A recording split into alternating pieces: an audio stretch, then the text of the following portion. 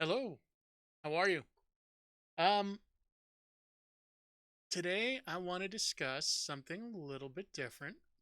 And this is just I'm bringing this up because it's just been going on for a couple of weeks now since we've all been home. But I've really kind of noticed this as I've gone back to playing Destiny and I've been playing the Division 2 for a while. And cheaters, man. Cheaters gonna cheat. Now, I'm gonna say this. I say that, but in the Division 2, it was kind of a funky DPS glitch that was fixed, then wasn't fixed. Then it was tried to be fixed, and then they brought in another DPS glitch.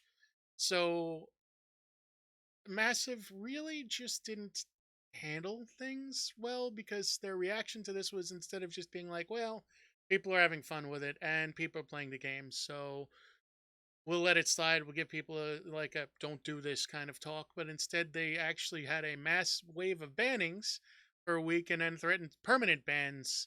People were caught doing it again. I think they also did some rollbacks too. I mean, whatever. It's kind of a heavy handed way of dealing with something that, to be honest, they still haven't managed to fix. And I'm pretty sure they're probably going to continue their policy of banning people, which is just bad for business. I mean, if it is mostly only happening in PvE, and yeah, you can make arguments about banning people, but when the developers just basically don't really fix it and then still haven't been able to fix it, at some point you have to kind of walk that middle ground and be like, you know what, we messed up. Have some fun with it. We'll fix it and then do what if you feel like people have been maybe to let people know, look, yeah, there might be some rollbacks coming on if you did this way. The people who did it could be affected, but not like innocent people. But there were people that weren't doing it that were affected by this, so that's part of the problem. The other thing I want to address is, now having gone back and playing Destiny 2, they just released something called Trials of Osiris, which is a huge deal for the PvP community, and a lot of people were very much looking forward to this. A lot of Destiny players got excited about it. And then, of course, because it's on Steam, there were a number of cheaters. And when I talk about a number, I've seen a video put out by Fallout Plays, and just want to go ahead and throw that out there. I'll put the link to the video up below, so you can go see for yourself what's going on. But that just basically were like showed many people cheating and getting ahead and in the PvP area, and using that kind of as a way to basically just ruin that mode and PvP in general for a majority of the people, to the point of which people are just exhausted with Destiny. And of course, Bungie does not really do a lot of bannings.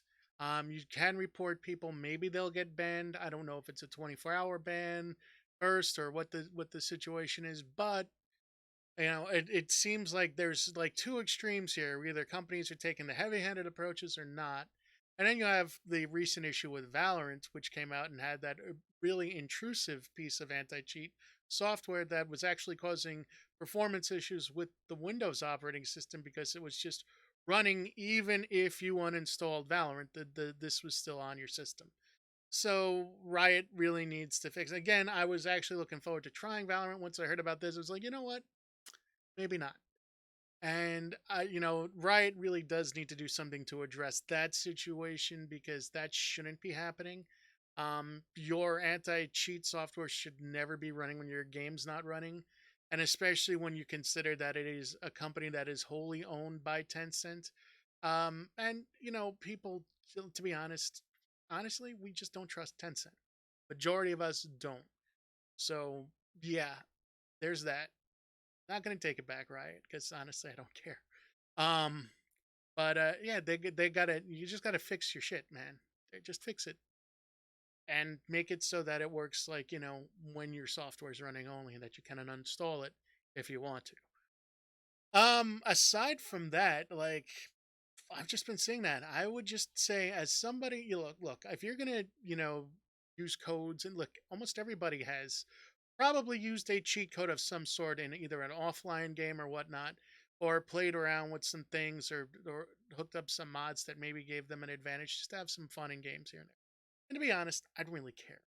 My main thing is I just don't want people to get banned unnecessarily, or for having innocent people banned.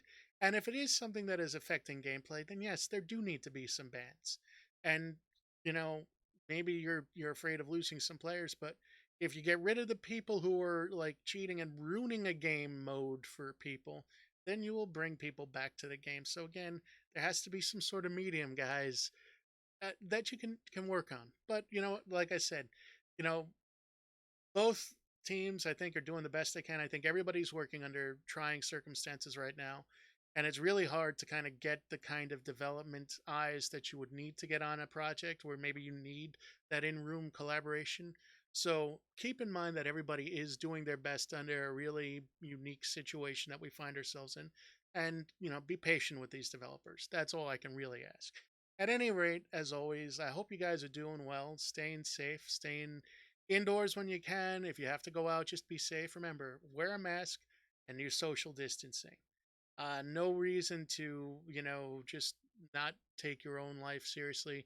You never know, even if you're in, a good, like, group, age group, you still could get hit bad and you may not come out of it. So please be safe. And as always, it's been a pleasure. I'm glad you guys stopped in. I know this was a little bit of a different topic, but hey, why not?